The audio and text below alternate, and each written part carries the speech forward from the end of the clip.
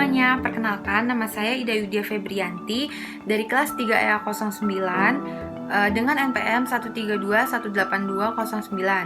Pada kesempatan kali ini saya ingin mempresentasikan tentang peranan sistem pengaturan good governance untuk mata kuliah etika bisnis.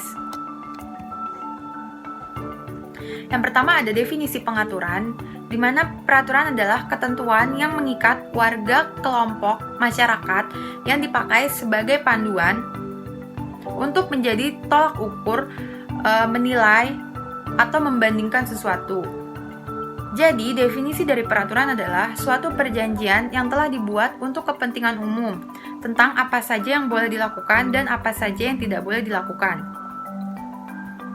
Lalu ada karakteristik dari good governance. Yang pertama itu ada partisipasi, di mana setiap warga negara mempunyai suara dalam pembuatan keputusan, baik secara langsung maupun intermediasi institusi yang mewakili kepentingannya.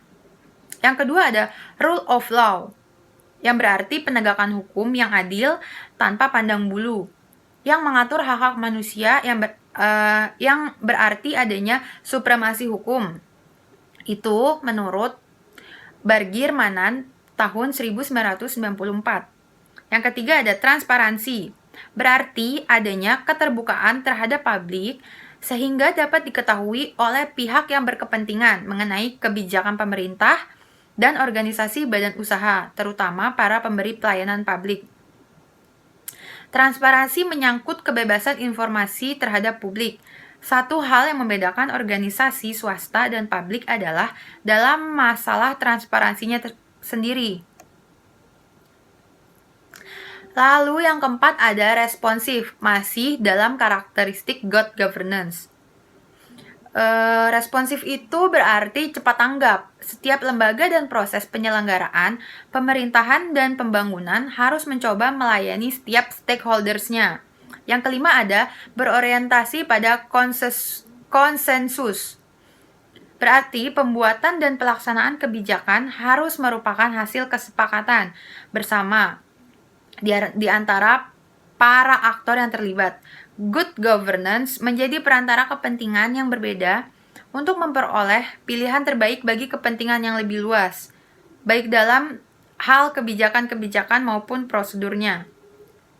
Yang keenam ada keadilan, berarti semua orang atau masyarakat, baik laki-laki maupun perempuan, miskin dan kaya memiliki kesamaan dalam memperoleh pelayanan publik oleh birokrasi. Semua warga negara mempunyai kesempatan untuk meningkatkan atau menjaga kesejahteraan mereka. Yang ketujuh ada efektif dan efisien.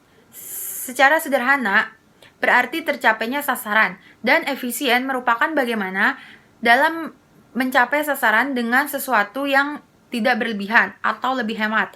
Yang kedelapan ada akuntabilitas.